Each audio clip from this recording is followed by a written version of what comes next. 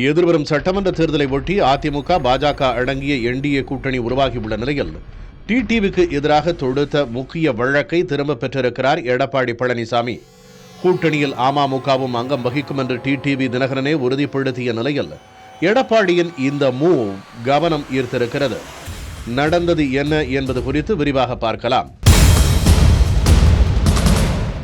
அதிமுக பாஜக கூட்டணி உறுதியாகியுள்ள நிலையில் மோடிக்காக நாங்களும் என்டிஏ கூட்டணியில் அங்கம் வகிப்பதாக அமமுக பொதுச் செயலாளர் டிடிவி தினகரன் கூறியிருந்தார்.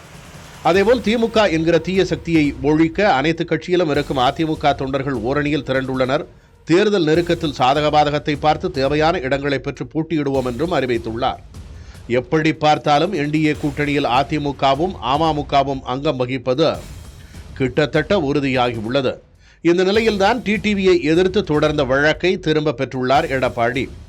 அதிமுக துணை பொதுச் செயலாளராக இருந்த டிடிவி தினகரன் கடந்த 2017ஆம் ஆண்டு அக்கட்சியிலிருந்து அதிரடியாக நீக்கப்பட்டார். பின்னர் 2018ஆம் ஆண்டு அம்மா மக்கள் முன்னேற்றக் கழகம் என்ற பெயரில் புதிய கட்சியை தொடங்கிய டிடிவி தேர்தலில் களம் கண்டு வருகிறார். அப்பொழுது அதிமுகவின் கொடியை போன்று கருப்பு, வெள்ளை, சிவப்பு நிறங்களை பயன்படுத்தி நடுவே ஜெயலலிதா புகைப்படத்தை வைத்து கொடியை அறிமுகப்படுத்தினார். இந்நிலையில் அப்போது அதிமுகவின் ஒருங்கிணைப்பாளராக இருந்த ஓ பன்னீர்செல்வம் மற்றும் இணை ஒருங்கிணைப்பாளராக இருந்த எடப்பாடி பழனிசாமி ஆகியோர் இணைந்து டிடிவிக்கு எதிராக உரிமையியல் வழக்கு தாக்கல் செய்தனர். கடந்த 2019ஆம் ஆண்டு இது தொடர்பான மனு சென்னை 3வது கூடுதல் அமர்வு நீதிமன்றத்தில் தாக்கல் செய்யப்பட்டது. அமமுக கட்சியில் ஜெயலலிதா பெயர், அவரின் புகைப்படம் அதிமுகவின் கட்சி கொடியில் உள்ளது போல் கருப்பு, வெள்ளை, சிவப்பு கொடி பயன்படுத்தக்கூடாது, அதற்கு தடை விதிக்க வேண்டும், பயன்படுத்தியதற்கு 25 லட்சம் ரூபாய் நஷ்டஈடு வழங்க வேண்டும் என அந்த மனுவில் குறிப்பிடப்பட்டிருந்தது. 2019ஆம் ஆண்டு தொடுக்கப்பட்ட இந்த வழக்கு கடந்த 5 ஆண்டுகளாக நிலுவையில் இருந்து வந்த நிலையில் சென்னை 3வது கூடுதல் அமர்வு நீதிமன்ற நீதிபதி RKP தமிழரசி முன்பு இன்று விசாரணைக்கு வந்தது. அப்பொழுது எடப்பாடி பழனிசாமி தரப்பில் வழக்கறிஞர் கௌதம்குமார், டிடிவி தினகரன் தரப்பில் ராஜா செந்தூர் பாண்டியன் ஆகியோர் ஆஜராகினர்.